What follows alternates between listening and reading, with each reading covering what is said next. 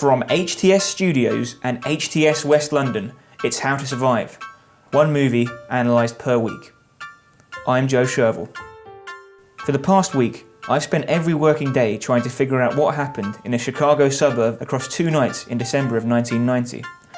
Or if you want to get technical about it, and apparently I do, what happened to one 8-year-old boy across 2 nights in December of 1990. This search sometimes feels undignified on my part. I've had to ask about severely embarrassing and life-changing injuries, about exotic animals, about relationships between children and their parents. And I'm not a detective or a private investigator. I'm not even a crime reporter. But yes, every day this week, I've tried to figure out the alibi of an 8-year-old boy. Before I get into why I've been doing this, I just want to point out something that I never really thought about before I started working on this story. And that is... Chris Morris, what are you doing here? Well, Joe, it's episode 19 of the How to Survive podcast. That's right, episode 19, and this week we're talking about Home Alone. This is the How to Survive podcast. I am Joe, and this is Chris. Hello. Are you okay? Yes, very well, thank you. We are obviously this week talking about Home Alone, the 1990 movie directed by Chris Columbus. Before we go any further, Joe, it's our duty to point out that if you haven't seen Home Alone, then go away and watch it before you listen to this podcast, because we will be delving straight into the narrative of the film. Won't be worrying about spoilers or anything. So if you want to make sure this 25-year-old children's Christmas film isn't spoiled for you, then make sure you go and see it before you listen to this. I think everyone must have seen this. I think everyone knows the story. But if they don't... Apart from the big twist at the end. Well, he was never alone. When he gets arrested for murder. Yeah. That's the director's cut, isn't it? Oh yeah, that's right. So it's on the Blu-ray. Yeah. So if you haven't seen it, or you want a recap, here's what the plot is. It's just before Christmas, 1990, and the extended McCallister family, 11 people, 5 boys, 6 girls, 4 parents, 2 drivers, and a partridge in a pear tree, are gathered at the home of Kate and Peter McCallister ahead of a trip for the holiday itself. Kevin McCallister makes his presence known by getting in an argument with pretty much all the other guests, culminating in a heated exchange and him being sent to bed without any supper. Once in bed, he wishes his family would just leave and he could live alone. The next day, that's exactly what happens. Having overslept for their flight, the family rush to get to the airport and make their flight. Unfortunately, due to an administrative error on the part of Chief Head Counter, Heather McCallister, Kevin is left behind. It's only when the family's flying over the Atlantic that Kate realises that she's forgotten her son. Meanwhile, Kevin is warming to life alone. He's able to buy groceries, do laundry, and not just survive, but thrive on his own. That's until he realises that the house is being watched by 2 shady individuals, who we learn are the Wet Bandits, notorious criminals who prey on empty houses during the holiday season. Shortly, despite Kevin's attempts to prove anything to the contrary, they learn that he is indeed home alone, and so they mount an invasion of his house. But unfortunately for them, Kevin spent the prior evening laying booby traps, from bitumen on the basement steps to broken baubles and blowtorches hanging in doorways. It all proved too much for the burglars, and they become consumed by their hatred of Kevin, pursuing him around the neighbourhood. They chase him into the home of a neighbour who they previously burgled, and they catch him. And as they begin to torture him, a neighbour, old man Marley, intervenes, striking him on the head with a shovel and saving Kevin's life. And the movie ends with the McCallister family returning home and spending Christmas with Kevin. Great. Yeah. A classic Christmas film. You enjoyed it then? I did, yeah. It's great. It's good fun, isn't it? Like I think because it doesn't rely on special effects or talking animals or anything like that. Dance scenes. Yeah, well, it hasn't got any of the sort of things that as you grow older you find more annoying about children's films or exactly. Christmas films. And so because it's I was going to say grounded then. Obviously it's not grounded, but no, but it's fun in a way that it's fun for all the family, Joe. Well, exactly. It bridges the gap perfectly between a kids' film and or something adults can enjoy in the same way as Shrek might, or Despicable Me maybe. I think there's a lot of jokes in it that are kind of targeted towards adults. The best example, of course, being the American Psycho joke. Yeah, that's odd, isn't it? That was 10 years before the movie came out, so this is actually a reference to the Bret Easton Ellis novel. So it is a reference, isn't it? Yeah, so just in case anyone doesn't know, there's a scene where he is going through his morning ritual. Yeah, and he's narrating it, and he says something like, I washed my hair with that old formula and used cream rinse for that just washed shine. Yeah. Which is taking a note from the psychopathic attitude to self-hygiene. Yeah. Patrick Bateman. Exactly, in American Psycho. It's more or less, it's the same syntax. Because I'd actually forgotten that American Psycho came out a long time after this, because it is, like, even if you watch the scene from the film, it's almost identical. Yeah, exactly. Yeah. So it's really strange. It's quite funny, like the family are just horrible to one another. To the point. Well, to him, are they horrible to each other? Exactly. Well, that's the point. Like they're horrible to him. Yeah. Horrible to Kevin, and they're saying, what does his uncle call him? A jerk. Yeah, you little jerk. His brother calls him a disease. Yeah. And I think my favourite line from anything ever is when he says to his brother Buzz, "Oh, could I share a room with you?" And he says, "I wouldn't share a room with you if you were growing on my ass." I thought you were going to say when the sister says, "You're what the French call les incompetence." Yeah, exactly. Yeah.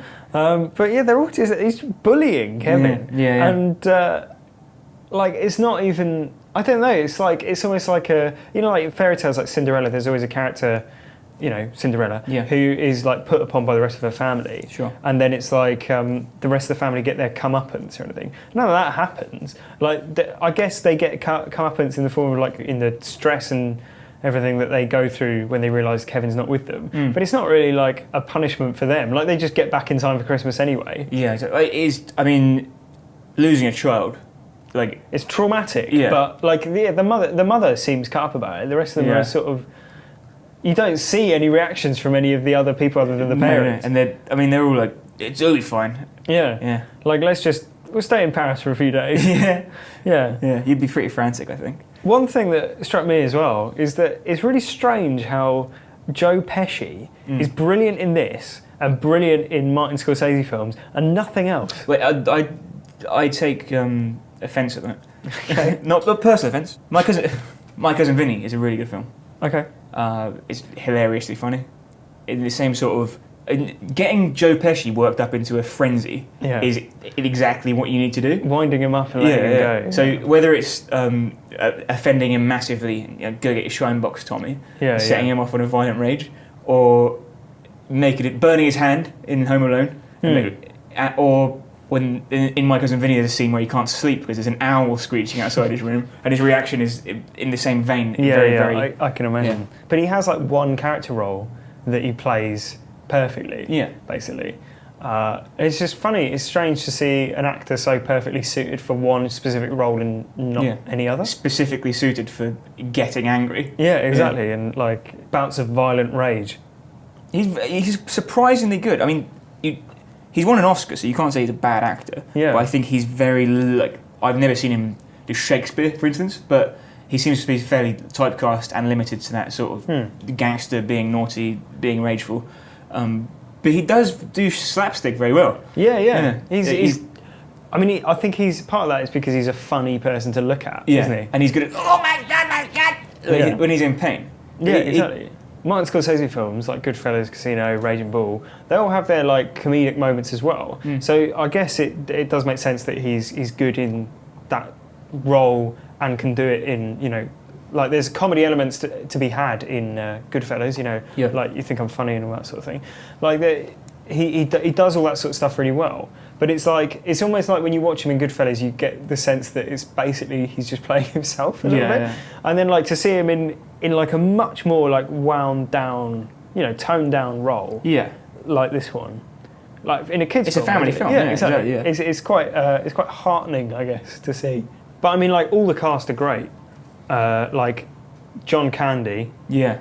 Who turns up, it's almost like a cameo role for him. He's great fun. His scene struck me as very improvised, though. And not in a bad way. I mean, but like there's classic John Candy, isn't it? Like exactly. If you've seen Planes, Trains and Automobiles or anything, it's basically the same. Yeah, it's interesting that he's basically playing that exact same. Yeah, exactly, yeah. Could have walked off this one set onto the other. Yeah. What did you think of Macaulay Culkin? To be fair, I mean, normally child actors are going to be annoying. Yeah. And at one end of the spectrum, you've got the kid in Phantom Menace. Jake Lloyd. Yeah. Who's probably the worst child actor you can that's bring what to mind. that's what I was going to say. But yeah, like he's certainly on the less annoying end. I'd say he might be the definition of a good child actor. His scenes, he carries them well. He understands how to carry the scene. He understands where the cameras are or what he needs to say, and the stress you need to put on words, and that's exactly what you need. Yeah. And he's not as punchable as say Jake Lloyd would be. No. Not that I'd punch a child, but if I was going to, it would be Jake Lloyd. Yeah. One thing that struck me, and it always strikes me, this is a bit of a tangent, but just before we look at some stuff in a bit more detail, I guess, to talk about, what we need to know in order to survive. Yeah. The one thing that always strikes me when I'm watching old films is the scenes where characters are running through the airport. Yeah. And they're late, they're trying to catch their flight, like in Home Alone. Or the one that always strikes me is Love Actually. Like nowadays, they'd be gunned down. Oh yeah. And that's one way that it's a really odd way, more than, not having a mobile phone or, not being able to go on the internet or something like that. That would be more problematic than anything. Well, it's one thing that shows a film's age a lot more than a lot of other things. It's just a really odd thing that always makes me remember. When they're still at home and they have 45 minutes to get a flight. Yeah, exactly. And we'd know that it would take you an hour and a half to get through customs. Yeah, security, yeah. There's no way they'd make it. So the family, when they leave, they do a pretty good job of forgetting him. I mean, all bases are covered. Yeah. So it starts with, he spills milk on the side, and his dad accidentally throws his passport in the bin. Yeah. Then nobody will help him pack his case. Mm-hmm. So when they come to do a case count, obviously his isn't there. Yeah. Then there's obviously the mistake when she's doing the head count, because a neighbour kid is wandered in. Everyone's rushing due to a power cut. Yeah. So everyone's making mistakes, and there's no phone lines. Yeah. But that doesn't really make sense because presumably the phone lines. But my problem is that they have one head count that we see on camera, right? So a single other head count, if you're in a family or a group of individuals, it's a large thing. If you're a teacher with a group of kids, when you do a head count, you're doing it every couple of minutes. Oh yeah. Right. They do one head count when they leave the house, and it takes them until they're nearly in Paris on the flight for anyone to notice. To work out, including presumably the person who is due to be sat next to him on the plane. So at no point, no one looks to their neck. There's a row of 4 seats and one's empty, that any of his brothers or sisters go, it's Kevin. Unless the film is trying to say that they all hate him so much that they just blank him out. The siblings go, they see the empty seat and they're like, well, is this the worst either thing they that hate can him happen? so much they just blank him, don't even notice he's not there. Yeah. Or they do notice he's not there and don't want to raise the issue. Exactly, yeah. Not even to each other. They prefer him not to be there. But also, you notice when Kevin comes downstairs, they've left the TV on and everything like that, right? One thing that we can take from this scene in particular, the McCallisters are lax when it comes to turning the television off. Right. They're going to be lax when it comes to home security. Oh, exactly. Right? Later on, as we see, the doors are all unlocked. That might be a tactical decision taken by Kevin. Yeah. But if they're leaving the TVs on and they're forgetting their child, chances are they're not going to be. Home security is not going to be top of their list. They do have some basic home security, but the main issue is he tells it to Joe Pesci in the opening scene. Right. Joe Pesci, of course, turns up as a policeman. Yeah. And says, "We want to make sure you folks are doing a good job of home security." And he then lists all the ways. Yeah. It's clever. Yeah, it's a clever ruse. That scene reminds me of a play. You can imagine Joe Pesci stood in the middle of the stage, which is a set like a house, and he's just going when is somebody going to come and talk to? And then all the characters get introduced one by one, coming in and out of that scene, which is basically what they do in the film. Well, yeah, exactly. But yeah, it's funny. So Kevin McCallister's approach to home security is very thorough. Yeah. More so than his idiotic family. Yeah. So he puts ice on all the steps around the house. Well, water. Which freezes to ice. Yeah, the good understanding of physics. Yep. Yeah. And he puts the iron in the laundry. They have a laundry chute. They have a laundry chute, yeah. Which is really odd.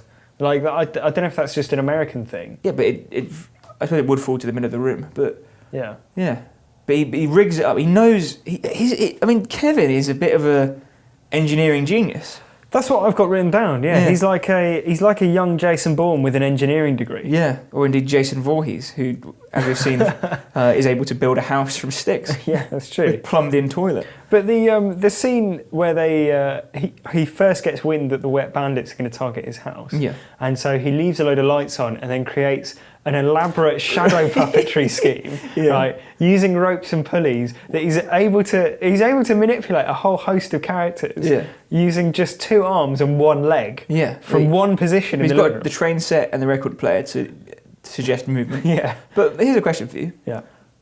Where did he get all those mannequins? Well, you do see a mannequin in an earlier scene when he's going through his siblings' rooms. Oh, really? But and also you see the Michael Jordan cutout. Yeah, but like at the age of 8 to have that level of understanding of like outward perception. Well, it's also like children generally have difficulty understanding sort of the motives and motivations of other people. Theory of mind. Yeah, exactly. Like they have a difficulty understanding or perceiving subjectivity. Okay. So, like, you know, they don't know what the motivations of other people are going to be necessarily. But he not only ascertains that the wet bandits, which, by the way, he works out that they're thieves through Joe Pesci's gold tooth. Right, very, very observant. Jason Bourne levels. Yeah, exactly. He's a future Treadstone subject for sure. But he manages to work out who they are, identify them, based on one brief previous meeting. But he basically manages to figure out their plan and, come up with a countermeasure very quickly with tools that he has to hand. He's basically MacGyver. Yeah. And there can't be... I mean, why would he have used bitumen at any point in his life? Why would he have an understanding of what it does or... Yeah, what it's for, how to get the thing open. Yeah. A blowtorch. To not only understand what a blowtorch is, recognise it in the basement. He's 8 years old, right? He sees a blowtorch, he recognises it. He works out a complex mechanism that's attached to the back door that, and I presume, like, I don't know, is probably either a trigger or a squeezing. Well, as I understand blowtorches to work, which I mean, I've got one, you have to turn it on, so it's releasing gas, and then you ignite it. Yeah. So he'd have to have it as a steady stream of gas before Joe Pesci showed up. Or somehow work that into the mechanism. Yeah. It's difficult. It's difficult, definitely. But yeah, he's an incredibly resourceful child. Here's another thing I just want to bring up.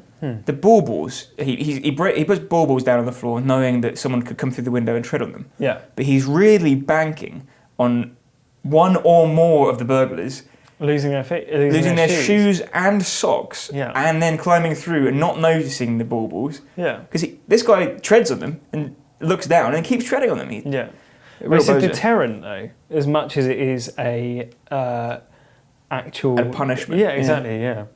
A punishment for transgression. Yeah. The zip line idea, good idea for escape. To know that it could come in useful as... It's a last resort, sort of emergency option, yeah. And then also clever to ensure that the hedge cutters are in the treehouse where he's landing, therefore being able to get rid of any, followers, as is exactly what happened. Exactly. So very thorough. I mean, this plan worked perfectly, I'd say. There's nothing that doesn't go to plan. Well, he does get caught. So what he could have done was somehow get rid of the climbing option up to the treehouse and fitted it with, I don't know, some sort of siren or alarm. Yeah. This might be pushing it a bit, but then if he's got access to a blowtorch, tar, feathers, like, all those sorts of things. Well, why not? Infinite lengths of rope. Yeah. Yeah. Yeah.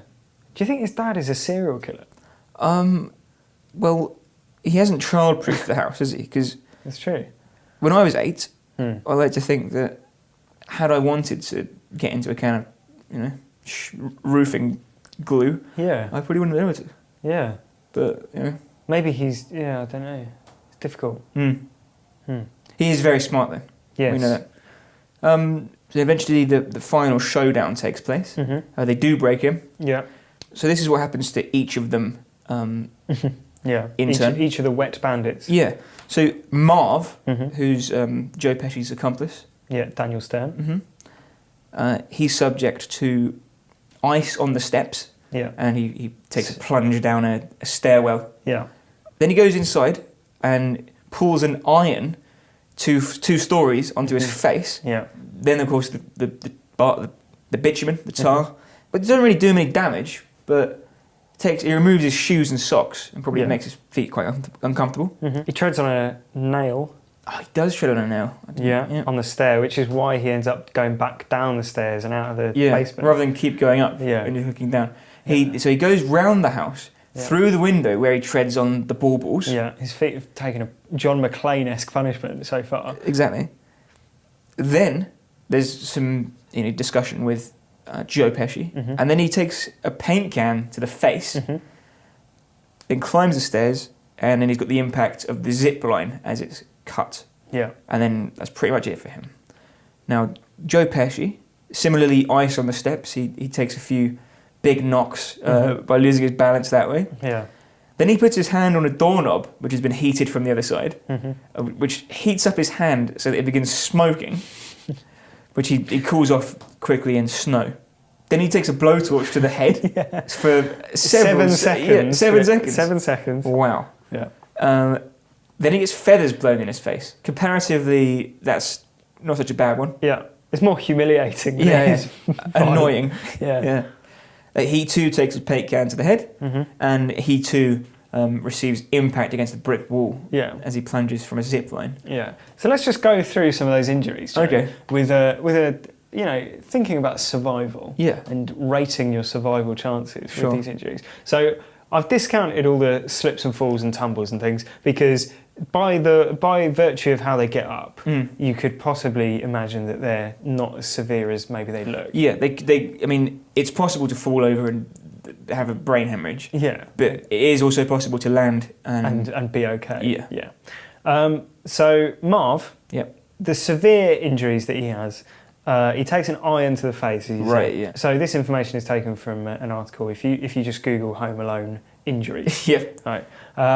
He's looking at a fractured eye socket and facial bones at the very least. That can lead to blurred vision and blindness and also facial deformity. He takes a paint can to the face.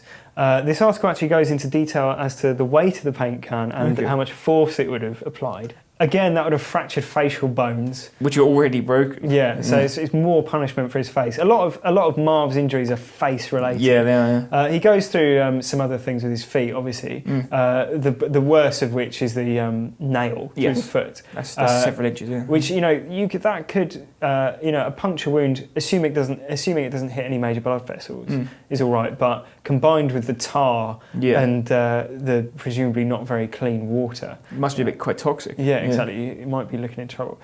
Harry, on the other hand, right, he puts his hand on a doorknob, which has been heated to the point of being white hot, right, which from the other side as well. So that doorknob, you're looking at a temperature of about 751 degrees Fahrenheit. So that's about 399 degrees Celsius. That's 4 times hotter than is required to boil water. Yeah, so boiling water, for example, is 100 degrees Celsius, about 130 degrees Fahrenheit. And the wooden door is heated to this temperature. Yeah, it was the door handle, which is metal. But presumably it would burn. Yeah. So if you were to place your hand in boiling water for a couple of seconds, you'd be looking at 2nd degree burns. Right. And that's at 100 degrees. Yes. Now, 4 times that temperature, right?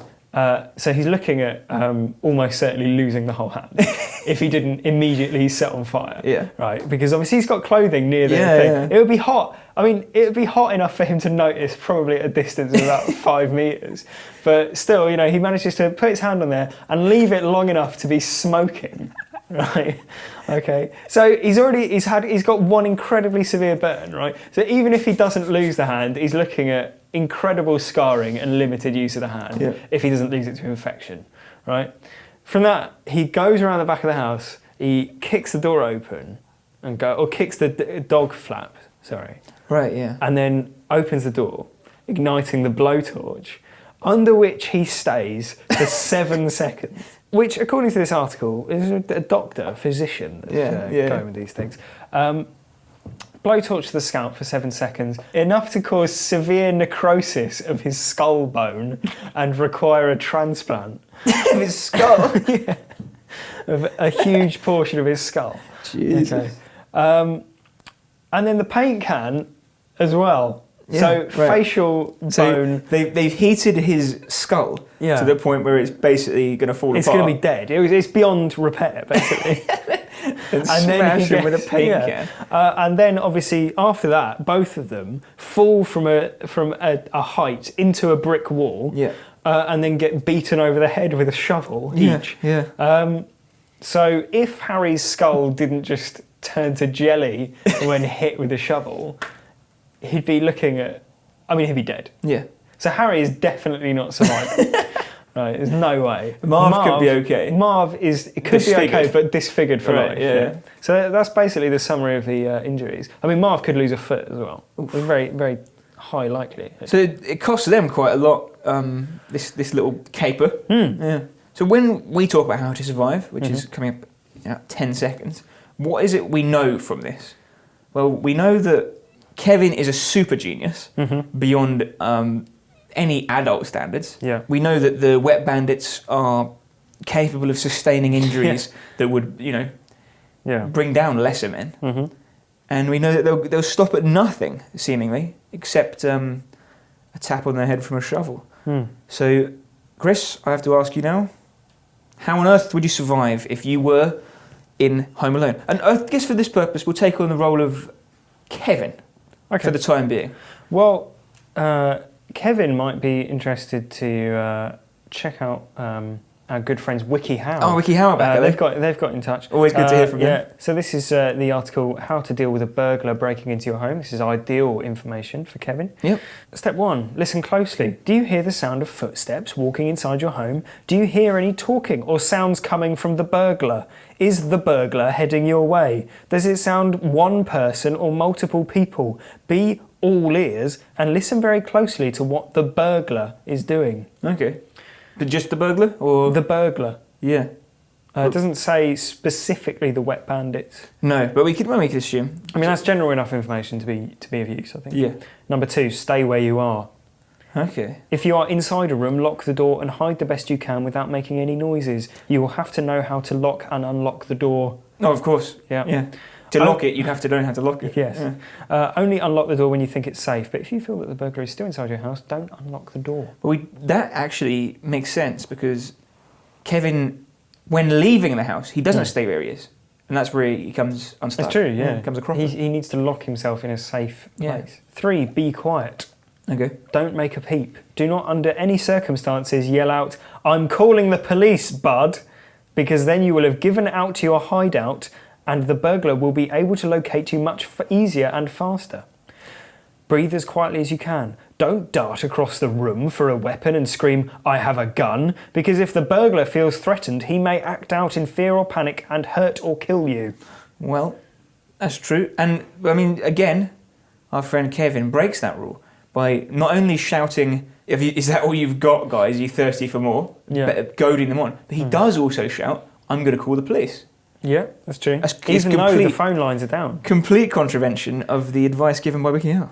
Next tip, act quickly. Okay. But stay calm and quiet. Assess the situation to determine your best course of action. If you can safely escape out the window or another nearby exit, then do so immediately and run to a neighbour's, which is exactly what Kevin does. Yep. Next tip, look around. Don't open the door and walk out of your hideout. If there is a small door crack present in your door, look through it. If there is no door crack, no need to look. Just at least use your ears. So this is a very sound-based survival method. It is, yeah. I mean, there's no indication that Kevin's got anything other than perfect hearing. 20/20 To be fair, all of the suggestions so far have been the exact same way that I would tell someone to survive if they were trying to survive against a velociraptor. Stay silent, hide, don't shout and scream, don't dart around.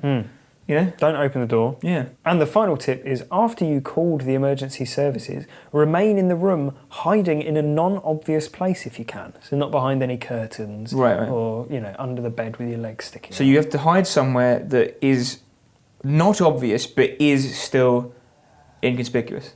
Any suggestions for that? wardrobes anywhere behind locked doors. I think that's what the article's trying to suggest. And that rounds off by saying, you should be safe until the police arrive and arrest the trespasser.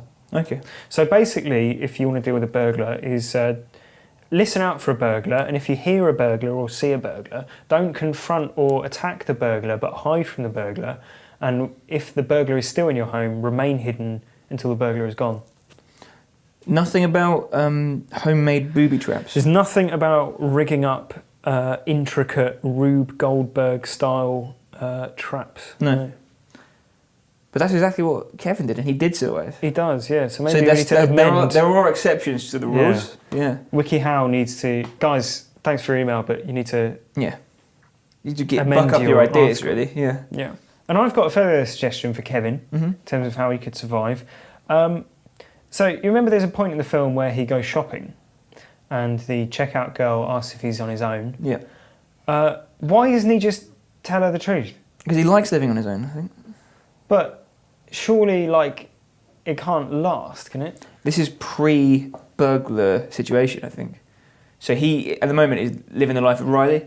You know, he gets to watch what he wants on TV. He hasn't got to worry about being pestered by brothers and sisters or being told to go to bed. Okay. So he's at the moment, this is living for him. Yeah. He got his wish, and the wish hasn't turned sour. Just yet.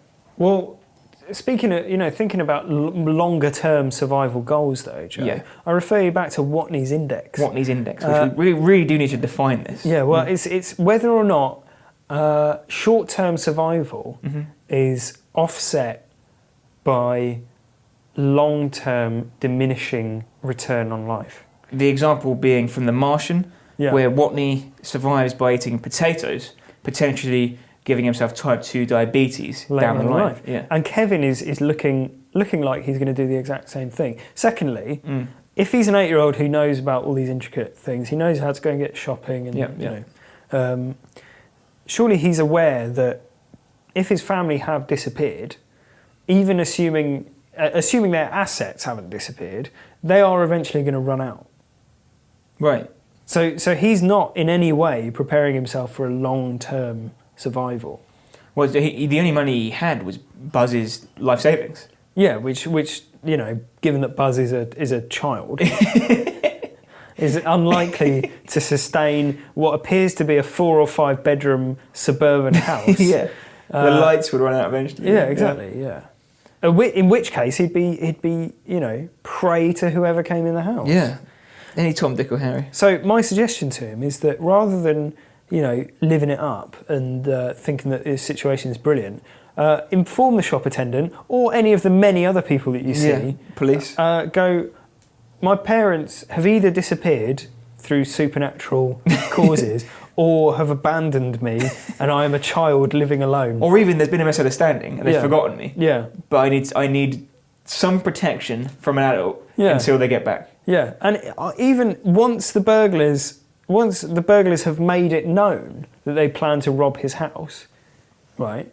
Why doesn't he just go to the shop or go to the town where there's police? Where there's police who are, let's talk for a minute about the police, because they show a bizarre contradiction in terms of crimes or issues they're willing to pursue and others that they're not willing to pursue. For example, they chase Kevin when he's shoplifted a toothbrush, right, for the length of a local park. Right, yeah. Right, it must be 400 to 800 metres. Yeah, but it's an intense foot chase, right?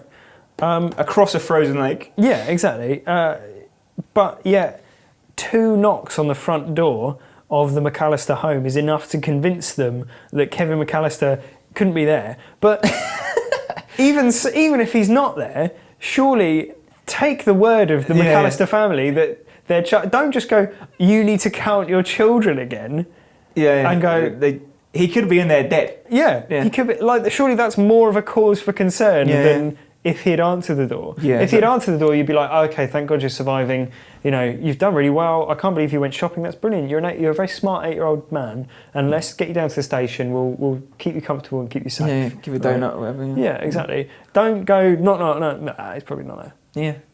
Where is he? Don't know. And he's probably still with you. Are you sure? Listen, Mrs. McCallister. Are you sure that your child isn't still with you? No, he's not. But like, we've gone to your house. You said, we've left him at home. He's not there. He doesn't seem to be there. Yeah. I mean, I knocked the door twice. But he was there when we left. Yeah. Well, he must be with you. No, he isn't. He's in that. I mean, we left him in the house. But he's not in the house. Have you been in the house? I knocked on the door twice. He didn't answer. He didn't answer. But for God's sake, he's probably in there. He could be injured. If he doesn't answer the front door, what am I supposed to do? I'm not a magician. Did you look in any of the windows? Well, did you walk around the house? listen, I'm not a real estate agent. Right? Unless we left the doors unlocked. I've got more important things to be worrying about. Just earlier, we had a toothbrush stolen from the local store. Like, they're incredibly incompetent. Right, further to that, right, the ending of the film, after Kevin has subdued the wet bandits, right, they get carted off by police, right, and Kevin is left watching through the window, right, and then it's next morning and his family are back. Yeah. Where's the follow-up visit from the police officer? Well, maybe you don't actually see him have contact with the police. Yeah. My assumption was that the old man. Yeah, the old man. Old man Marley. Yeah.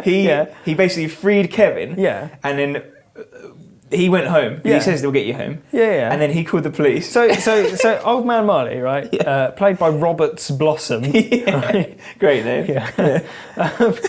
Old man Marley walks Kevin back home. Yeah. And Kevin lets himself in. Right. There's hazards everywhere. Right.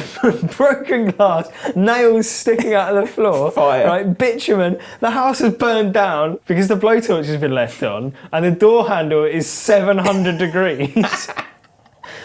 And old man Marley just goes, well, listen, what you need to do, you keep your head down. You keep your head down. You don't want the police getting involved. I've had trouble with the police. There's rumours going around about me. Yeah, I'll tell them that I subdued these burglars, breaking into my home. You don't worry about any of it. And then he clears up the rest of the house on his own. An 8-year-old. Well, it's insane. He made the mess, so why shouldn't he clean it up? Basically, every adult in this film is utterly incompetent. I don't disagree with that. None of them pass the basic level of competence. Not even the checkout girl who's tricked by an 8-year-old child, or even the chemists or the people who work in the pharmacy who don't even know if the toothbrush is approved by the American Dental Association. I know, that's the first day of the job, isn't it? It's basic level of competence for their position, and they can't fill it. So your suggestion for survival is have better adults?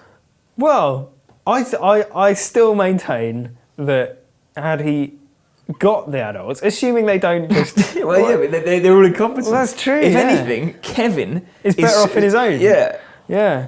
I don't actually have any suggestions for Kevin, because I think he did do a fantastic job. He did, it's true. So my suggestions are actually for the wet bandits. Of course. Firstly, take advantage of the fact that you're not going to have any injuries that affect you in any way. And with that in mind, pull down the house brick by brick with your bare hands. Just sort of punch the walls and just kick them. And it might hurt, but as we've seen, there's no broken bones. There's no fractured faces or punctured skin. Yeah. The worst we get is a bit of a burn on the face from an oven, an iron, which wasn't even switched on. Or the head. Oh, the melting hat. That's more the hat that's injured rather than him. Maybe it was a heat-proof hat. Maybe. It does melt. So my advice is, very simply, be aware of that. A moment of pain. Use your superpower for your advantage. A moment of pain, but a lifetime of gain. Exactly.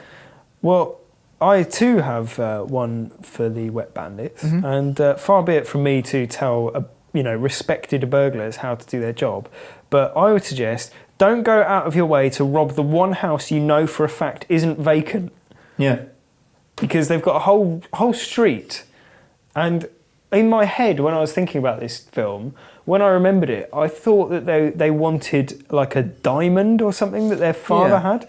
Like there's no actual suggestion this the house has something over the others. Yeah, exactly. It's not like David Fincher's Panic Room, where there is a jewel that's hidden in a safe, or they think is hidden in a safe in the house. Yeah. So, I would basically say burgle all the rest of the houses. Yeah. including old man Marley's, because well, actually he's the one who's abusing it in the end. Yeah. But I mean, at the end of the day, Well, just put any of the empty ones. Yeah. They make a point of saying how everyone's away. That's why the only two people that we know are on the road are Kevin and Old Man Marley. yeah, And Kevin doesn't want to approach Old Man Marley initially because he's scared of him. yeah. So there's, I mean, divide and conquer. Yeah, yeah, that's true. Sow seeds of doubt in the two sides. Then you heard the rumours about him. Yeah. Yeah. So yeah, that's my advice to the Wet Bandits. Similarly, they're watching the house all day, every day. Mm-hmm. So they must see Kevin go out. Yeah. Rob the house next. We see them rob a house in No, broad they've got to daylight. do it at night. They've got to do it at But night. we saw They've them. got to do the McCallister home burglary. But at why? night. We saw them rob the other house. Because, Joe, it's just the way they work. They're the Wet Bandits. It's their Inconsistent. along with leaving the taps on, it's their calling card. Inconsistent time of day robberies. Yeah. Yeah. Oh, wait till he's asleep. Yeah. Is Old Man Marley living in a flooded house? No, it wasn't his house. Was it not? No, I don't think so. Unless it was. Because the way I remember it, With the water still Kevin running. goes into the basement. Yeah. It goes up from the basement into the kitchen, and then they grab him and shove him against the wall. Yeah. They hang him from a hook. Yeah. And presumably, And then Old Man Marley walks around the corner. yeah. And presumably, Old Man Marley isn't in someone else's house. Yeah, I think he must have seen them going at night. Oh, but he's got his shovel, so maybe So he's must have been out shoveling. Yeah. Oh, we solved it. Yeah. We're more competent detectives than Yep. any of their police in the film. Case closed.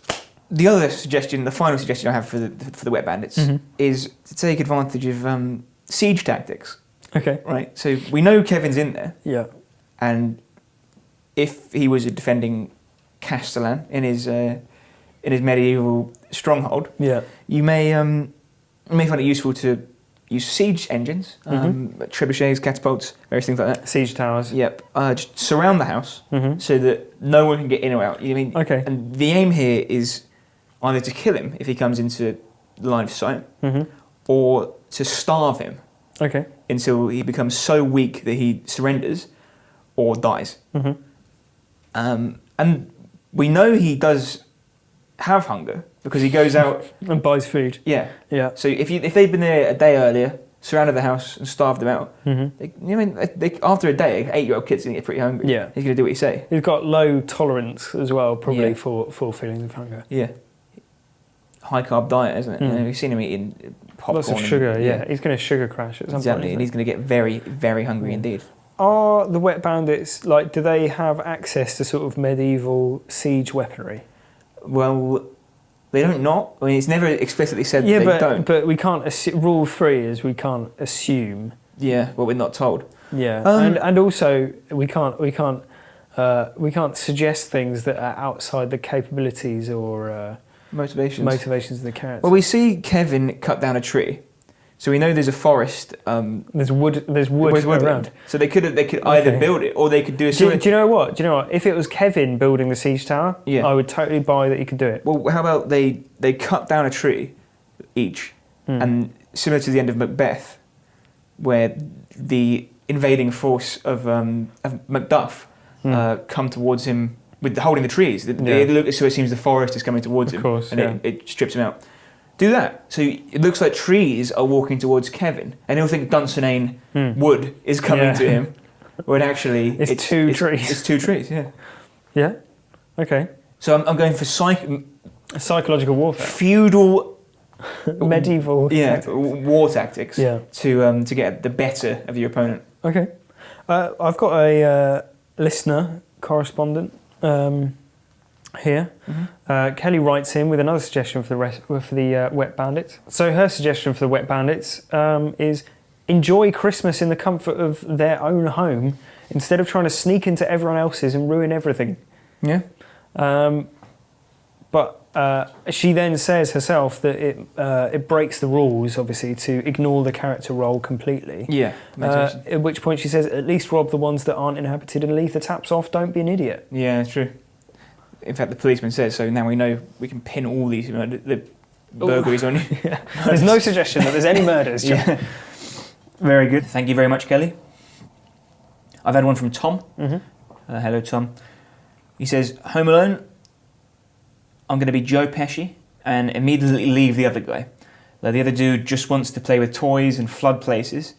I'm not saying he's definitely autistic, but I am saying that he makes a terrible partner for burglary. So I just leave him be. Probably rob a different house after fucking up 3 times in a row too. Because it's a good point, Tom, because their other burglaries, they had an absolute van full of antiques and furniture. Yeah, they're not short for loot. No, exactly. They could probably make, it's a killing there. Yeah. Someone's entire house. Yeah. Yeah, the resale value would have been 3 or 4 phenomenal. houses. Yeah. What they should have done is do all of this, and then also, rather than using the police officer ruse, is go into the home as an insurance salesman and sell specifically water damage insurance or not that. What they should do is get into the water damage claims business, Right, yeah. and repairs business. But they'd have to pay out then, wouldn't they?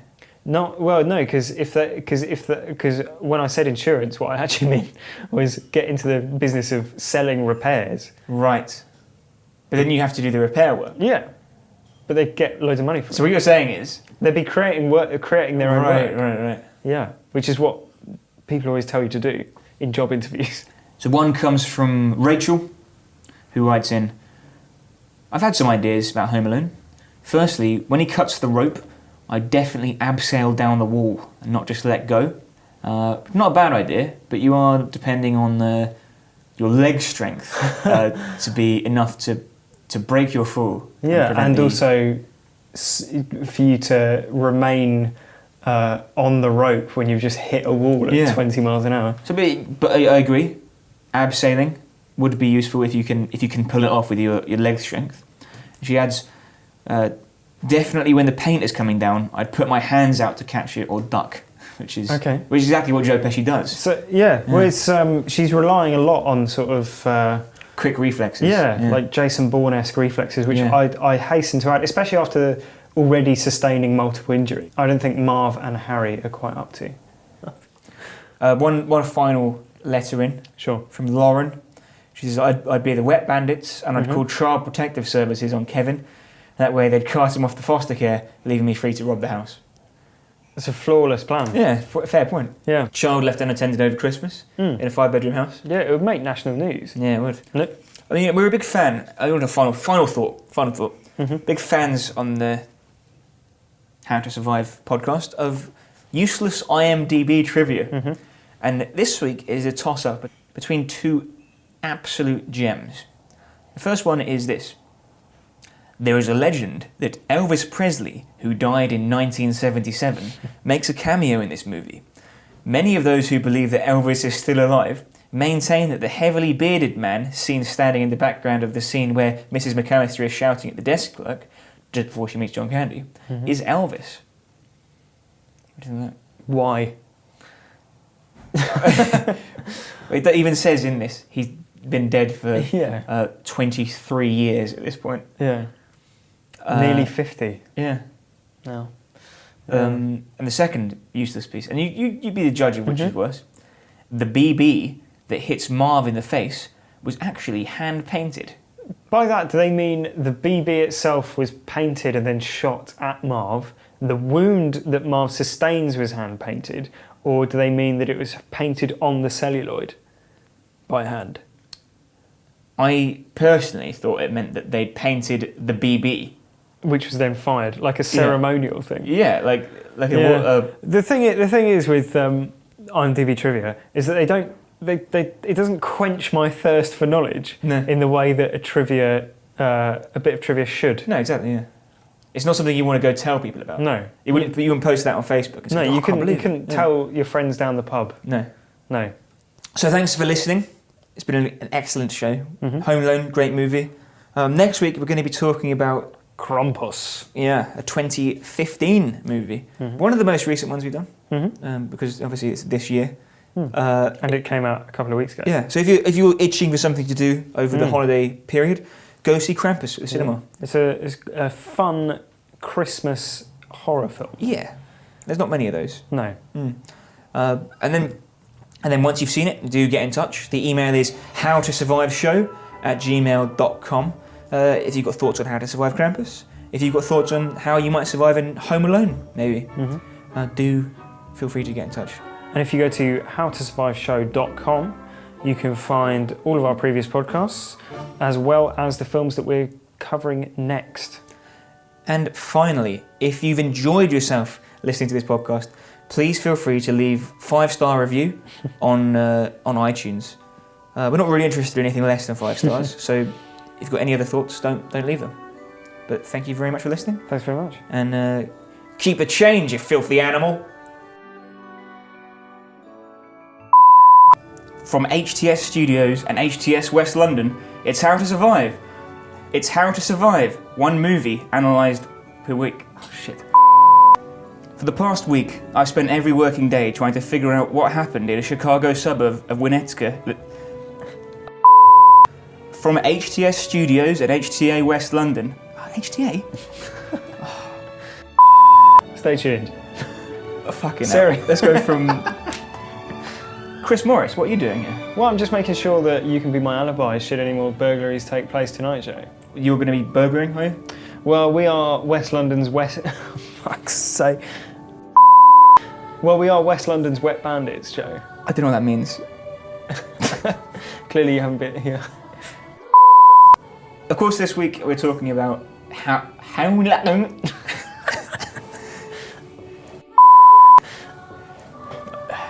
Of course, this isn't... What the fuck? I love how... I don't want... Maybe just put this at the end or something, just all these outtakes, because it'd be really funny. And also, I love how every week when it comes to your turn to host, you can't do the intro at all. I know, but then... So what you thought was, I'll script myself the most complicated intro we've ever done, and that will solve that problem.